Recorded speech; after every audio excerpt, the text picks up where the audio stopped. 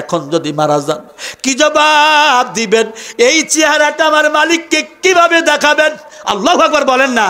এই যে এত সুন্দর করে চেহারাটা বানাইছেন, এখন যদি আমি মারা যাই, এখন যদি মারা যাই, কেউ তো আমার জন্য একটা মুহূর্ত সঙ্গে থাকার জন্য রাজি হবে না।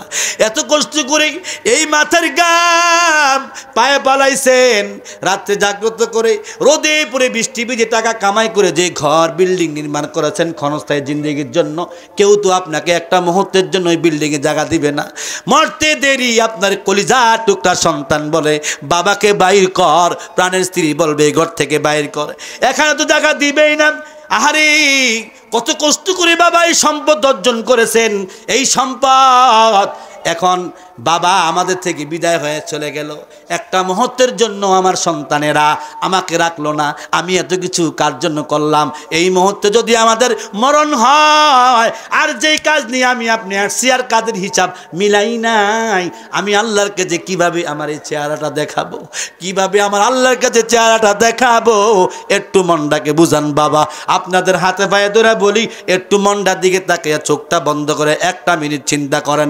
এটার নাম হলো এটার নাম হলো মুরাকাবা। চোখটা বন্ধ করে দিলটাকে একটু দিলের প্রশ্ন করেন, দিল আমি যদি এখন মারা যাই, আর আমার এখনো পর্যন্ত কবরের পুঁজি সংগ্রহ করা হয় নাই, এখনো পর্যন্ত তোমার সাথে ভালো সম্পর্ক করতে পারি নাই, এখনো পর্যন্ত নবী চিনলাম না, এখনো পর্যন্ত তোমাকে চিনলাম না, নামাজ পড়ি ঠিক শান্তি আমি পাই না, কতক্ষণ রোজা রাখি ঠিক মজা আমি পাই না, যাকাত আমি দেই ঠিক মজা আমি পাই না, হজ আমি করি ঠিক মক্কাও যাই মদিনাও যাই, শান্তি আমার হয় না, আমি বুঝি এখনো অপূর্ণ প্রস্তুতি নিতে পারলাম না।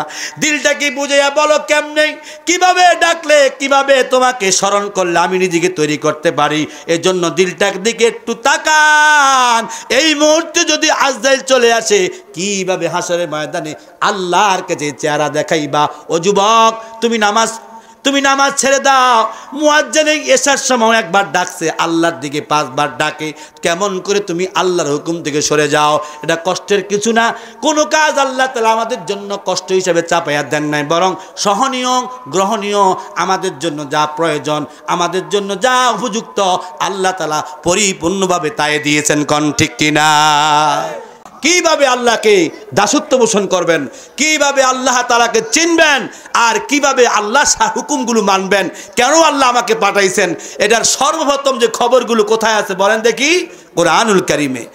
এই কোরআন আপনার ছেলে পড়ে, আপনার নাতি পড়ে, আপনার পুতি পড়ে, আপনি পড়েন, বছরের পর বছর দেখা যাবে কেউ কোরআন শিক্ষা করার পরে দৈনন্দিন পড়ার কথা ছিল, সেক্ষেত্রে বছরে কোরআন শরীফ ধরে না, এমন আছে না নাই?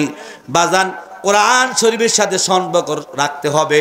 যতক্ষণ পর্যন্ত কোরআনের সাথে সম্পর্ক থাকবে, ইনশাআল্লাহ যতই ফিতনা ফাসাদের জামানা আসুক, অন্ততপক্ষে পৃথিবীর কোনো ফিতনায় আপনার ঈমানকে ধ্বংস করবে না। কোন আমিন? রাজি আছেননি সবাই? তাহলে বুঝে আসছো তো ইনশাআল্লাহ? অন্তর থেকে একটু নিয়ত করে নেন, কোরআন শিখবো কোন ইনশাআল্লাহ। এবার আসেন, এই কোরআনের মাধ্যমে আছে আমার এই ছোট জিন্দেগিটা কিভাবে সাজাবো, আর শ্রেষ্ঠ নবী দিয়ে, নবীর সুন্নাত নবীজি দেখাইয়া গেছেন। সাহাবীরা অর্থাৎ কোনো মানুষ জানতেন না, আল্লাহ তাআলা নবীদেরকে জানাইলেন। নবীদের মাধ্যমে মানুষ কিভাবে আল্লাহর গোলামি করবে, কিভাবে সে কামাই করবে, কিভাবে ব্যয় করবে, কিভাবে আয় করবে, কিভাবে খরচ করবে, সব নবীদের মধ্যে জানাইছেন। কিভাবে সংসার করবে, কিভাবে ইলম অর্জন করবে, পাই টু পাই জাররা জাররা করে আল্লাহ তাআলা আল্লাহর হাবিবকে দিয়ে দুনিয়ার সকল মানুষের কাছে মেসেজ দিয়েছেন। কোন সুবহানাল্লাহ। কিন্তু আমার আপনার খবর নাই, আমি যেই পরিবেশে মানুষ হয়েছি, ওই পরিবেশের একই আমার অন্তরে ঢুকে গেছে, ওই পরিবেশের বিশ্বাস আমার অন্তরে ঢুকছে। একটা সন্তান কোরআনের পরিবেশে, একজন আমলওয়ালা সলিহিন আবেদা জাহেদা মায়ের ঘরের মায়ের পরিবেশ, একজন আল্লাহওয়ালা নামাজি ভাইয়ের পরিবেশ, ওই পরিবেশে জন্ম নেওয়া আরেকজন তার থেকে ভিন্ন পরিবেশে জন্ম নেওয়া, দুটা এক না।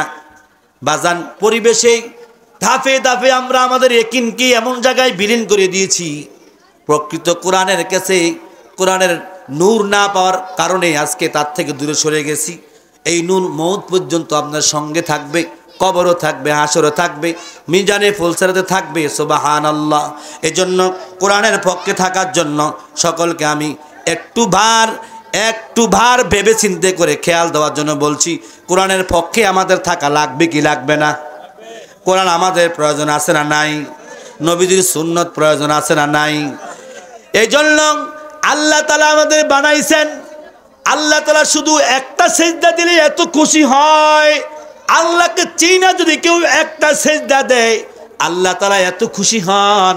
রব্বে কারিম আল্লাহর তাআলার কসমকে বলি, কোনো মাখলুককে বানাইয়া এত খুশি হন না, জান্নাত বানাইয়া এত আনন্দিত হন না, জাহান্নাম বানাইয়া এত আনন্দিত হন না। আল্লাহু আকবার। এত কোটি কোটি ফেরেশতা আছে, তাদের ইবাদতও আল্লাহ ততটা খুশি হন না যতটা খুশি আপনার সিজদায় খুশি হন, যেটা একমাত্র আল্লাহর জন্য হয়। জোরে কোন সুবহানাল্লাহ। নবী করিম সাল্লাল্লাহু আলাইহি সাল্লাম বলেন, এই একটা সিজদার দাম কত জানুনি? 7 আসমান 7 জমিনকে যদি এক পাল্লায় রাখা হয়, শুধু আল্লাহর জন্য একটা সিজদার এত দাম, এত দাম, এত দাম। নবীজি বলেন এত দাম, এত দাম, 7 আসমান 7 জমিনের পাল্লাটা একদম উপর হয়ে যাবে, অর্থাৎ হালকা হয়ে যাবে। কিন্তু আল্লাহর জন্য একটা সিজদা তার চেয়ে বেশি, কোটি কোটি গুণে বেশি হবে। জোরে কোন সুবহানাল্লাহ। এই সিজদা দেওয়ার দরকার আছে না নাই? আজকে সিজদার মধ্যে শিরক আছে না নাই? আজকে আমার ওঠার মধ্যে শিরক, আজকে আমার ইমানের আনার মধ্যে শিরক, আমার ইমান গ্রহণের মধ্যে শিরক, আমলের মধ্যে শিরক, আমার ইয়াকিনের মধ্যে শিরক, আমার সমস্ত অঙ্গ প্রত্যঙ্গ শিরকে পাকড়াও করে রাখছে। এগুলা থেকে বাঁচার জন্য একমাত্র পথ খোলা আছে, ডাইরেক্ট খোলা আছে। আল্লাহ তাআলা বলেন, নিজেকে বুঝার জন্য নবীও থাকবে না, সাহাবায়ে কেরাম থাকবে না, ওলি আল্লাহ হক্কানে নায়েবে নবী থাকবেন। ইয়া আইয়ুহাল্লাযীনা আমানু, ইয়া আইয়ুহাল্লাযীনা আমানুত্তাকুল্লাহ ওয়া কুনু মা'আস সাদিকিন। কোরআনে ঘোষণা আছে, হে ঈমানদারগণ। সুবহানাল্লাহ বলতেন না? ঈমানদার কারা? আমরা যারা পড়েছি লা ইলাহা ইল্লাল্লাহু মুহাম্মাদুর রাসূলুল্লাহ, আমরা যারা ঈমান এনেছি, আমাদেরকে আল্লাহ তাআলা মহব্বত করে ডাকেন, ইয়া আইয়ুহাল্লাযীনা আমানুত্তাকুল্লাহ, হে ঈমানদারেরা আল্লাহকে ভয় করো। ঈমানদাররা তিনটা কথা যদি সবসময় মনে রাখে, সবসময় মনে রাখে, তার ডিভিশন ঠিক থাকবে। এখানে তিনটা কথা আছে। 1 নম্বর কথা হলো, ঈমানদারগণ আল্লাহকে ভয় করো।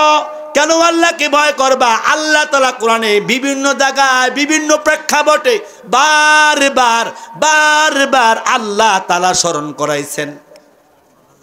আল্লাহ তাআলা বারবার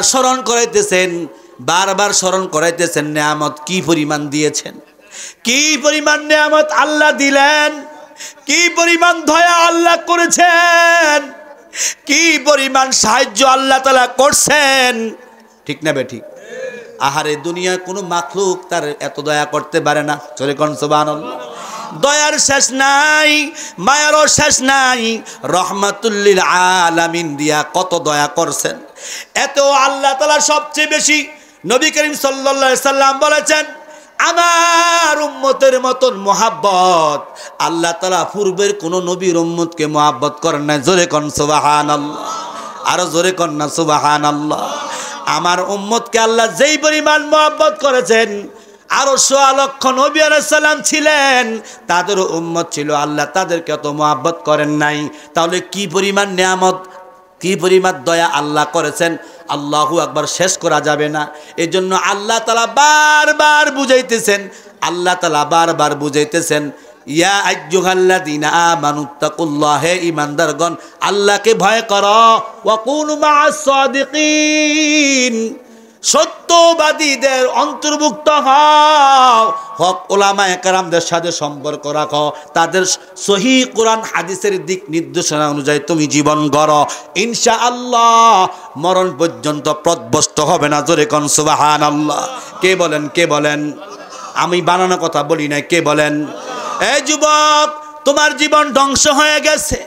ও যুবক, তোমার জীবন বরবাদ হয়ে গেছে। আল্লাহ বলেন, না না, বরবাদ হয় নাই। যদি বরবাদ হয়ে যাইতো তাহলে আমি তোমার একটা থাপ্পড় দিয়ে তোমাদের ধ্বংস করে দিতাম, কিন্তু না না, আল্লাহ তাআলা তোমাকে ধ্বংস করে নাই। কত মহাব্বত করে ঘুম পাড়িয়ে দেয়, তুমি নামাজও পড়ো না, গোলামি মালিকের সিনার ব্যাপারে চিন্তাও করো না, এলম অর্জন করো নাই, যেমনে সেমনে জীবনযাপন ঘটতেছ, এমন মুগাস্ত জিন্দিগি, মন গড়া জিন্দিগি তোমার চলছে, তারপরও তোমার খাবার ঠিক আছে। কথা কোন ঠিক না বেটি? কই কোনোদিন তোমাকে থাপ্পড় দেয় নাই? ও যুবক, তুমি তোমার মায়ের কথা অমান্য করে তোমার মা একদিন, 2 দিন, 3 দিনের সময় তোমাকে ধমকি দেয়, চতুর্থ দিন তোমাকে প্রহার করার জন্য তৈরি হয়ে যায়, 5ম দিন লাগাইয়া দেয়। কেন তুমি তোমার মার কথা শুনছো না? মা দুনিয়ার মাধ্যমে আল্লাহ এবং রাসূলের পরে দামি না কম দামি? জোরে কোন দামি না কম দামি? মায়ের কথা সন্তানকে, যুবক মনে করে হ্যাঁ আসলে এটা বেয়াদবি হয়েছে, মা সহ্য করতে পারে না, থাপ্পড় দিয়ে দেয়। বাজান তার চোখ কোটি কোটি গুণ বেশি মহব্বত করেন ওই গুনাহগার যুবককে আল্লাহ তাআলা ভালোবাসেন। যদি যুবক মনে করে আমার চোখের জিনা হয়ে গেছে, জবানের জিনা হয়ে গেছে, আমি কবিরা গুনাহ করেছি, আমি শিরক করেছি, আমি জিনা করেছি, আমি অবৈধ সম্পর্ক করেছি, আমি পড়ি নাই কোরআন, আমি চিনি নাই আমার আল্লাহকে, চিনি নাই আমার নবীকে, এই অবস্থায় আমার কি হবে? গোলাম এখন মসজিদ থেকেও দূরে, কোরআন থেকেও দূরে, রসুলের সুন্নত থেকেও দূরে, এলাকার আলেম থেকেও দূরে। আল্লাহ বলেন ও আমার রসুলের উম্মত, ও গোলাম যুবক, তুমি যদি একবার পেরে আসো, আমি আল্লাহ জীবনের সব গুনাহ মাফ করে দেবো। জোরে কোন সুবহানাল্লাহ। বলেন আল্লাহ মাফ করতে পারে কি পারে না? একটু মহব্বত করে বলেন পারে কি পারে না? এমন আল্লাহ কি এখন শুনে কি শোনেন না? ওই আল্লাহ আছে কি নাই? এখন যুবকদের জবাব দিতে হবে, ওই আল্লাহ যেহেতু এখনো পর্যন্ত আছে, তাহলে সিদ্ধান্ত নিতে দেরি কেন? আজকে নিয়ত করে নাও, আজকের এই উলামায়ে কেরামের বরকতে, এই মাহফিলের বরকতে তোমার জীবন পরিবর্তন করবা। এখন থেকে নিয়ে তুমি নামাজি জিন্দেগি জীবনযাপন করবা, মালিককে চিনার ব্যাপারে চিন্তা ফিকির করবা। 1 মিনিট চিন্তা করো বাজান, ও মুরব্বী বাবাজিরা, ও যুবক ভাইয়েরা, 1 মিনিট চিন্তা করো, দুনিয়ার মাধ্যমে আল্লাহকে নিয়ে কেন আল্লাহ তাআলা তোমাকে পাঠাইলেন? আর কি পরিমাণ নিয়ামত মাওলার নিমক খাইতেছ, আর কি পরিমাণ নাফরমানি করতেছ, 1 মিনিট তুমি চিন্তা করো। ইনশাআল্লাহ ইনশাআল্লাহ ইনশাআল্লাহ, আল্লাহর কসম খেয়ে বলি, এক্ষুনি তোমার দিল ঘুরে যাবে। কথা কোন ঠিক না বেটি? একটু চিন্তা করে দেখো বাবা, তোমাকে মসজিদের ইমাম সাহেব বুঝাইতে হবে না, তোমাকে কোনো ওলামায়ে কেরাম বুঝাইতে হবে না, তুমি নিজেকে একটু ধিক্কার দাও। তোমার এই জীবনটা কে দান করেছেন? বলো এই জীবনের দাম কত? আল্লাহু আকবার। এই দামি জিন্দেগি কে দিল? আজকে যে মাস্তানি করে নামাজ ছেড়ে দিলা, আজকে যে মাস্তানি করে কোরআন ছেড়ে দিলা, আজকে যে মাস্তানি করে শক্তি দেখাইয়া নবীজির সুন্নাত ছেড়ে দিলা, বলো এই মাস্তানের শক্তি দিল কে? জবান খুলা বলেন, এই শক্তি দিল কে? যৌবনের যৌবন শক্তি দিল কে? বাজান ওই আল্লাহকে চিনার দরকার আছে না নাই? আজকের মাহফিল থেকে আল্লাহকে চিনার জন্য 1 মিনিট করে দৈনিক চিন্তা করো। বলেন ইনশাআল্লাহ। 1 মিনিট করে 24 ঘন্টার মধ্যে আমি শুধু 1টা মিনিট চাই আল্লাহর জন্য চিন্তা করবো। রাজি আছেন ইনশাআল্লাহ? কিভাবে চিন্তা করবেন? সবাই যখন রাত্রে ঘুমিয়ে যাবে, আর আপনার সারা দিনের গুনাহগুলো নিয়ে মাথায় নিয়ে অজু বানাইয়া 2 রাকাত নামাজ পড়ো, যা পারো তুমি দিয়া পড়ো, পয়রা মালিককে বলো, মালিক আমার এই জীবনটা তুমি দান করেছো, আর কেউ দেয় নাই। কথা কোন ঠিক না বেটি? আমার এই জীবনটা ধ্বংসের দিকে দিয়ে দিয়েছি, শয়তান প্রকাশ্যে শত্রু বানিয়ে দিয়েছেন, বন্ধুর বান্ধবের পাল্লায় পরে গুনাহ করে ফেলেছি, হায় হায় মা বাবার সাথে বেয়াদবি করে ধ্বংস হয়ে গেছি, মদ গাঁজার আসল লইয়া জীবন ধ্বংস করে দিছি। আমার জীবনটা খুব দামি ছিল, বুঝতে পারি নাই, মালিক আমাকে পথ খুলে দাও, আমাকে পথ খুলে দাও। আমার এই অশোভনীয়, অপ্রীতিকর, অশ্লীল এই বেহায়াপনা পথ থেকে আমি পরিত্রাণ চাই মালিক, আমি বাঁচতে চাই, ফিরে আসতে চাই, একটু দয়া করে পাগল গুনাহগারকে তুমি ক্ষমা করে দাও। কন্যা আল্লাহুম্মা আমিন। আল্লাহর কসম বাজান, তুমি 40 দিন পর্যন্ত 1 মিনিট করে 40 মিনিট শুধু এইভাবে বলো, আল্লাহ আমি গুনাহগার, আমাকে তুমি মাফ করে দাও। ইনশাআল্লাহ 40 দিনের আগেই তোমার দিল আল্লাহর জন্য দাঁড়িয়ে যাবে। কথা কোন ঠিক কিনা? ওই আল্লাহ তাআলার কাছে চাইলে খুশি হয়। ইজা সাআলতা ফাসআলিল্লাহ, কোন বান্দা যখন গুনাহ কইরা আল্লাহর কাছে চায় সাথে সাথে তার গুনাহ মাফ করিয়া দেয়। বনি ইসরাইলের যুগে মূসা নবীর আমলে এক ডাকাত, এক বদমাশ, মারাত্মক গুনাহগার, এত গুনাহ সে করেছেন, এত গুনাহ করেছেন, কিন্তু আল্লাহর কাছে যত গুনাহই হোক না কেন, যখন বান্দা নিজের ভুল বুঝতে পারে আর বলতে থাকে মালিক ভুল হয়ে গেছে, যত বড় গুনাহগার হক, গুনাহগার বান্দা আল্লাহর কুদরতি পায়ে ধরা দিতে দেরি, আল্লাহ তাআলা তার জিন্দেগীর আমল পরিবর্তন করতে দেরি করে না। জোরে কোন সুবহানাল্লাহ। এ বাজান, বহুত লম্বা কথা, আমার কথা অন্যদিকে চলে যাচ্ছে। আমার কথা ছিল আমার মালিককে চিনার জন্য, কিভাবে মালিকের পরিচয় মানুষের দ্বারা দ্বারা বারে বারে দিবা। নবীকে আল্লাহ তাআলা কোরআন দিয়েছেন। আমি আপনাকে ধিক্কার দেই, 40 বছর পার হয়ে গেল, 30 বছর পার হয়ে গেল, এখনো পর্যন্ত আপনি কোরআন শিখতে পারলেন না। ও পর্দার অন্তর আড়ালে আমার মা, উপস্থিত আমার ভাবাজিরা, একটু একটু চিন্তা করেন, এখন যদি আপনি মারা যান, এখন যদি আপনি মারা যান, এখন যদি মারা যান, কি জবাব দিবেন? এই চেহারাটা আমার মালিককে কিভাবে দেখাবেন? আল্লাহু আকবার বলেন না। এই যে এত সুন্দর করে চেহারাটা বানাইছেন, এখন যদি আমি মারা যাই, এখন যদি মারা যাই, কেউ তো আমার জন্য একটা মুহূর্ত সঙ্গে থাকার জন্য রাজি হবে না। এত কষ্ট করে এই মাথার গাম পায়ে পালাইছেন, রাত্রে জাগ্রত করে রোদে পুরে বৃষ্টি ভিজে টাকা কামাই করে যে ঘর বিল্ডিং নির্মাণ করেছেন ক্ষণস্থায়ী জিন্দেগির জন্য, কেউ তো আপনাকে একটা মুহূর্তের জন্য ওই বিল্ডিংয়ে জায়গা দিবে না। মরতে দেরি আপনার কলিজার টুকরা সন্তান বলে বাবাকে বাইর কর, প্রাণের স্ত্রী বলবে ঘর থেকে বাইর কর, এখানে তো জায়গা দিবেই না। আহারে, কত কষ্ট করে বাবা এই সম্পদ অর্জন করেছেন, এই সম্পদ এখন বাবা আমাদের থেকে বিদায় হয়ে চলে গেল, একটা মুহূর্তের জন্য আমার সন্তানেরা আমাকে রাখলো না, আমি এত কিছু কার জন্য করলাম, এই মুহূর্তে যদি আমাদের মরণ হয়, আর যেই কাজ নিয়ে আমি আপনি আসছি আর কাজের হিসাব মিলাই নাই, আমি আল্লাহর কাছে কিভাবে আমার এই চেহারাটা দেখাবো, কিভাবে আমার আল্লাহর কাছে চেহারাটা দেখাবো?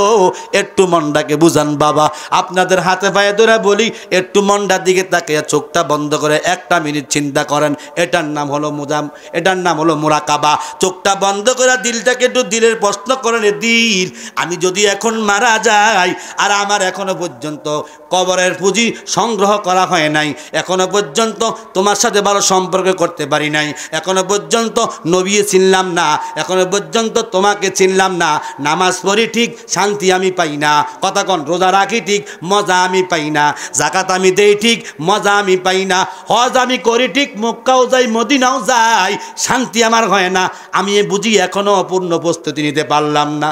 দিলটা কি বুঝিয়া বলো কেমনে, কিভাবে ডাকলে, কিভাবে তোমাকে স্মরণ করলে আমি নিজেকে তৈরি করতে পারি? এজন্য দিলটার দিকে একটু তাকান। এই মুহূর্তে যদি আজরাইল চলে আসে, কিভাবে হাসরের ময়দানে আল্লাহর কাছে চেহারা দেখাইবা? ও যুবক, তুমি নামাজ ছেড়ে দাও। মুয়াজ্জিন এশার সময় একবার ডাকছে, আল্লাহর দিকে 5 বার ডাকে, কেমন করে তুমি আল্লাহর হুকুম থেকে সরে যাও? এটা কষ্টের কিছু না, কোনো কাজ আল্লাহ তাআলা আমাদের জন্য কষ্ট হিসেবে চাপাইয়া দেন নাই, বরং সহনীয়, গ্রহণীয়, আমাদের জন্য যা প্রয়োজন, আমাদের জন্য যা উপযুক্ত, আল্লাহ তাআলা পরিপূর্ণভাবে তাই দিয়েছেন। কোন ঠিক কিনা? তুমি কেন বেশি মনে করে কোরআন শিক্ষা অর্জন করা? তুমি কেন এরকম নিজের জীবনকে ধ্বংস করে দিচ্ছ? তুমি জানো তোমার কত দাম? তোমার এত দাম, তোমার এত দাম। আল্লাহর হাবিব বলেন, মানুষ যদি জানতো, বর্তমান জামানার কোনো মুসলমান যদি জানতো তার এত দাম নবীর কাছে, এত দাম, এত দাম, যেখানে মানুষ জীবনের সবচেয়ে বড় অসহায় হলো তার মরণের সময়। কথা কোন ঠিক না বেটি? আচ্ছা, কোন সে মানুষ সবচেয়ে বেশি অসহায় কখন? মরণের সময় অসহায়। ছেলে মেয়ে কাছে কান্দে, ঠিক ওই সময় সে অসহায়, ওই সময় কেউ তার কাছে থাকবে না। আল্লাহর হাবিব বলেন, ওই সময় তার কাছে থাকবে যেই অর্জিত সম্পদ, সেটার নাম হলো আমল ঈমান, আমল সলে নেক আমল। কথা কোন ঠিক না বেটি? এটা হলো আপনার পুঁজি, কিন্তু এটাও করেন নাই, গুনাহ ভরা জিন্দেগি হয়ে গেছে। এখন কি করবেন বলেন? আমি এখন বলি, এখন থেকে সিদ্ধান্ত নেন। আজ আল্লাহ চাই তো ইনশাআল্লাহ যদি আল্লাহ হায়াতে রাখে, আগামী কালকে থেকে আমার এই জীবন সুন্দর করার জন্য হক্কানি ওলামায়ে কেরামের পরামর্শ নিয়ে যাব ইনশাআল্লাহ। বলেন, আমি কোরআন শরীফ পড়তে পারি নাই, আমি রসুলের হাদিস শিখতে পারি নাই, আমি রসুলের কোরআন হাদিস শিখবো মাদ্রাসার মাধ্যমে আমার ছেলে দিতে পারি নাই, আমার ছেলে ঘরের নাতি দেব, যদি তাও না পারি নাতি ঘরের প্রতি দেব, যদি তাও না পারি এলাকার প্রতিবেশীকে দিব তো ইনশাআল্লাহ। বলেন, একটা একটা করে যদি দেই, দেখা যাবে কোনো একদিন একটা সন্তান আল্লাহ তাআলা কবুল করবে দিনের জন্য, তার উসিলায় গোটা পৃথিবীর উম্মতের নাজাতের উসিলা হয়ে যাবে। কথা কোন ঠিক না বেটি? তা আল্লাহ তাআলা বলতেছেন, বড় তোমার প্রভুর নামে যিনি তোমাকে সৃষ্টি করেছেন এবং নাপাক পানি থেকে এবং আলাক জমক রক্ত থেকে, যেটা এত নিকৃষ্ট, অর্থাৎ এত নিকৃষ্ট নাপাক, দুনিয়ার শরীর থেকে বাইর হলে ফরজ তোমার জন্য হয়ে যায়, ফরজে আইন হয়ে যায় তোমার জন্য, পরিত্রাণ হওয়া, গোসল হওয়া। কথা কোন ঠিক না বেঠিক? এত কিছু দিয়ে বানিয়ে কি বুঝাইতে চান? আল্লাহ বলেন, আমি আমার এই বান্দাদেরকে দুর্বল করে বানাইছি।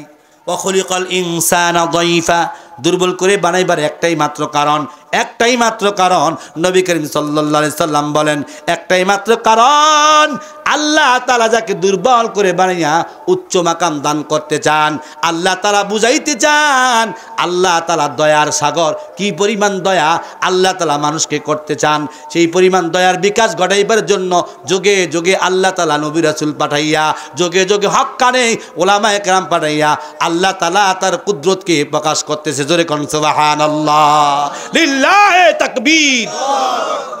মুহতারাম হাজিরিন, আমার কথা কিন্তু এখানেই না। আমার কথা হলো, আমি যদি এখনো বাঁচতে চাই তাহলে তিনটা কথা মনে রাখতে হবে। এক নাম্বার, যদি আপনি আল্লাহর গোলাম ঘোষণা করতে চান, প্রথম হলো আপনি ঈমান আনতে হবে। ইয়া আইয়ুহাল্লাযীনা আমানু, ঈমান আনতে হবে, এক নম্বর কথা। দুই নম্বর, আল্লাহকে ভয় করতে হবে। ওয়াকুনু মা'আস সাদিকিন, সত্যবাদীর সাথে সম্পর্ক রাখতে হবে, তাদের পরামর্শ অনুযায়ী জীবন গড়তে রাজি আছি না নাই? এই তিনটা কাজ যে ব্যক্তি করবে, ইনশাআল্লাহ মওত পর্যন্ত পথভ্রষ্ট হবে না। নবীজির কথাও ঠিক থাকবে, তারাকতু ফীকুম আমরাইন লান তাদিল্লু মা তামাসসাকতুম বিহিমা কিতাবাল্লাহি ওয়া সুন্নাত রাসূল। তিন কথার চিন্তা ফিকির করে যারা চলবে, কোরআন এবং রাসূলের সুন্নাত এই কথার মধ্যে চলে আসবে ইনশাআল্লাহ। সকলে বলেন আল্লাহুম্মা আমিন। সংখ্যায় খুব কম, কারণ আজকে দেখেন আমি তো এরকম গরম গরম কথা বলতে পারি না। কি গরম কথা করার আগে নিজের দিকে তাকায় কথাগুলো বলতেছি। আজকে দেখেন আমি যুবক, আমি কি যুবক না বুড়া? যুবক। আজকে দেখেন এই যুবক যদি দুনিয়ার যে কোনো কাজে দাঁড়িয়ে যায়, ওইটার সাথে সাথে চমকে যায়। কথা কোন ঠিক না বেঠিক? যেমন আকাশে সূর্য চিনার জন্য কাউকে আঙ্গুল দিয়ে দেখাইতে হয় না। কোনো যুবক যদি দ্বীনের জন্য, কোরআনের জন্য, আল্লাহর দ্বীন কায়েমের জন্য দাঁড়িয়ে যায়, ইনশাআল্লাহ হুজুর সাল্লাল্লাহু আলাইহি ওয়াসাল্লামের জামানায় সাহাবায়ে কেরাম যে মেহনতের নকশা নিয়ে দাঁড়াইছেন, এই মেহনতের নকশা, নকল নকশা এখনো দাঁড়িয়ে যাবে। কথা কোন ঠিক না বেঠিক? রাজি আছি সবাই ইনশাআল্লাহ?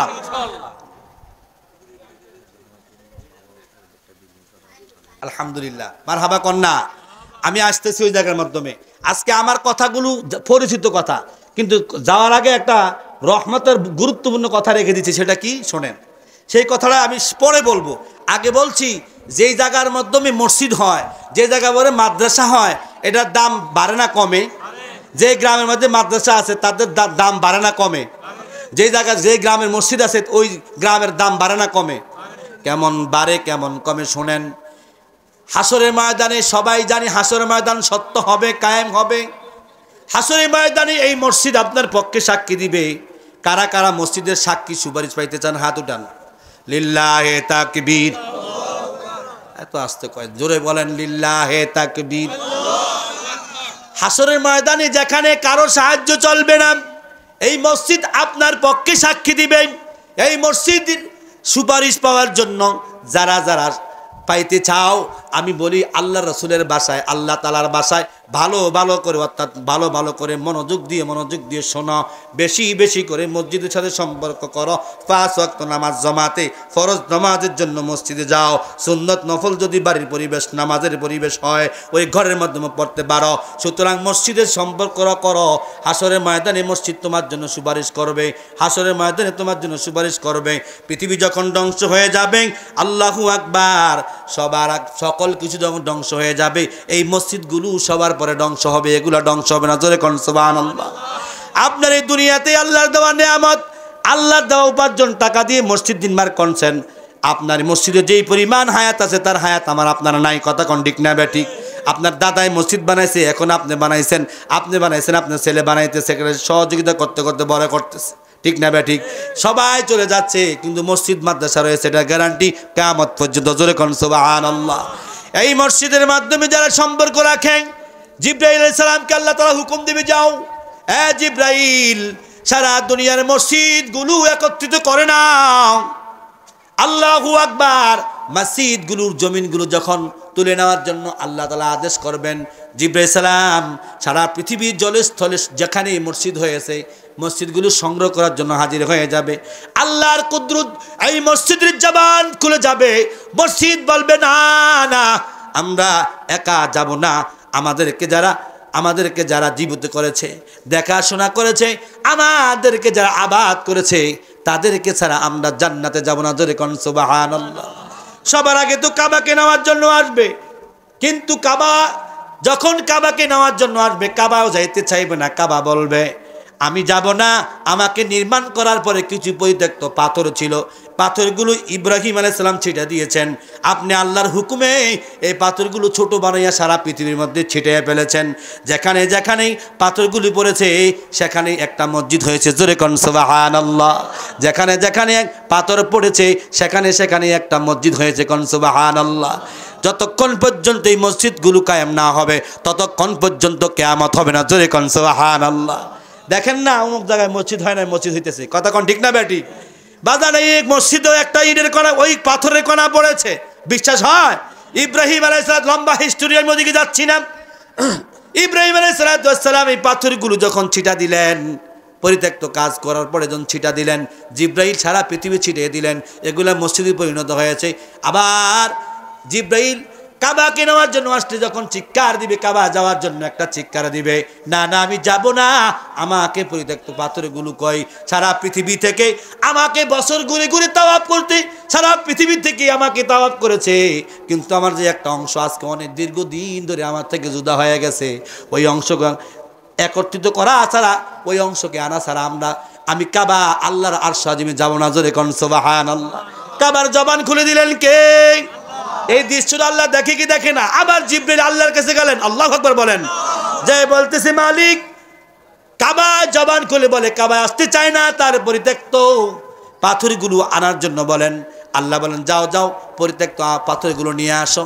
পাথরগুলো আনার জন্য যখন আসবে, আয়েশা দেখবে এই গ্রামে, সোনাচো গ্রামে চৌধুরী বাড়ির পাশে একটা মসজিদ। জোরে কোন সুবহানাল্লাহ। পাশের গ্রামে আর একটা মসজিদ, তারপরে গ্রামে একটা মসজিদ, তামান পৃথিবীগুলো মসজিদ। আবার জিবরিল, আল্লাহ আমি তো ফেলেছি ছোট পাথর, এগুলো অনেক বড় বড় মসজিদ। জোরে কোন সুবহানাল্লাহ। যাও যাও এই মসজিদগুলো নিয়ে আসো। এই মসজিদ যখন নেওয়ার জন্য জান্নাতের দিকে রওনা দিবি, মসজিদ বলবে, না, শুরু থেকেই ইমাম, মুয়াজ্জিন, মুসল্লি যতজন আমাকে আমার জমিনের উপরে আল্লাহু আকবার আবাদ করেছে আমার ঘরে, প্রত্যেককে যতক্ষণ পর্যন্ত আমার উপরে স্থাপনা না করবেন ততক্ষণ পর্যন্ত আমরা মসজিদ জান্নাতে যাব না। জোরে কোন সুবহানাল্লাহ। এই মসজিদ আমাদের জন্য সুপারিশ করবে, সাক্ষী আল্লাহ, ইনশাআল্লাহ। এই জমিন সাক্ষী দিবে আমাদের পক্ষে। রব্বে কারীম জিবরাইল কি বলবে? জিবরাইল আবার বলবে আল্লাহর কাছে, বল আল্লাহ এই মসজিদগুলো আরজি করে, তাদের মসজিদকে যারা আবাদ করছে তাদেরকে ছাড়া নাকি জান্নাতে যাবে না। আল্লাহ বলে, যাও যাও তাদেরকে নিয়ে আসো, যারা মসজিদকে আবাদ করছে তাদেরকেও একসাথে জান্নাতে নিয়ে নাও। জোরে কোন সুবহানাল্লাহ। হাসরের ময়দানে যারা মসজিদের সাথে সম্পর্ক রাখছেন, আল্লাহ তাআলা রব্বে কারীম তাদেরকে বিনা হিসেবে জান্নাত দিয়ে দিবেন। জোরে কোন সুবহানাল্লাহ। শুধু তাই না বাজান, যদি কোনো কারণবশত আপনাকে জাহান্নামে যেতে হয়, অন্ততপক্ষে সিজদা দেওয়ার কারণে এই চেহারাটার মধ্যে জাহান্নামের আগুন লাগবে না। জোরে কোন সুবহানাল্লাহ। এই পায়ের মধ্যে আগুন লাগবে না, হাঁটুটার মধ্যে লাগবে না, হাতের মধ্যে লাগবে না, অন্য অঙ্গখানে অঙ্গ প্রত্যঙ্গ আপনার আগুনে জ্বলবে। আহারে কেমন উম্মতে, কেমন জাহান্নামী! অন্য সকল নবীদের উম্মতকে জিঞ্জির লাগাইয়া ছেঁচড়াইয়া নির্যাতন করে জাহান্নামে শাস্তি দিবে, কিন্তু আখির নবীর উম্মত, ও নবীর উম্মতের দল যুবক ভাইয়েরা, তুমি এখনো টের পাও নাই তোমার নবীর কত দাম। তুমি উম্মত হয়েছো, তোমার উম্মতের কত দাম, তুমি যে উম্মত হয়েছো নবীর উম্মতের কত দাম তুমি জানো না? জাহান্নামে যাবে বেড়ায়েতের মতন, জাহান্নামে বদ্ধতার সাথে যাবে, হাতে জিঞ্জিল থাকবে না, পায়ে বেরি থাকবে না, হাতে পায়ে কিছু থাকবে না। আল্লাহু আকবার, সাজা ভোগ করার জন্য জাহান্নামে পালাইয়া দিবে। আল্লাহু আকবার, আল্লাহু আকবার, জাহান্নামে পড়ে আল্লাহকে ডাকবে, ও মালিক তোমার নাম রহমান, তুমি তো গফুর। আল্লাহু আকবার বলেন না। জাহান্নাম থেকে যখন ডাকা শুরু করবে আল্লাহু আকবার, আল্লাহ তাআলা সেদিন আর সহ্য করতে পারবে না।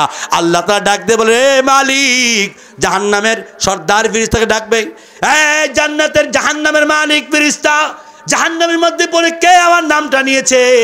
খুঁজা দেখবে এটি কেমন জাহান্নামী রে, জাহান্নামের মধ্যে পড়ছে ঠিক তাদের চেহারাটা নূরের মতন চমকায়, জোরে কোন সুবহানাল্লাহ। আল্লাহু আকবার, খবর নিয়ে দেখবে এটা আখির নবীর উম্মত। আল্লাহ বলে, উঠাও উঠাও। আল্লাহু আকবার বলেন না। তাকে জাহান্নাম থেকে উঠাও। তে জাহান্নামের শাস্তি ভোগ করার পর আমি আল্লাহকে বলে না, সুতরাং তাকে ওই জায়গায় রাখা যাবে না। হে মালিক, উঠাইয়া নিয়ে আসো। আল্লাহ তাআলা জাহান্নাম থেকে উদ্ধার করে শুধু আল্লাহ তাআলাকে ডাকার কারণে আপনাকে ওই দিন সকল গুনাহগুলো মাফ করে জান্নাতি করে দিবে, জোরে কোন সুবহানাল্লাহ। এমন জিন্দেগি করার দরকার আছে না নাই?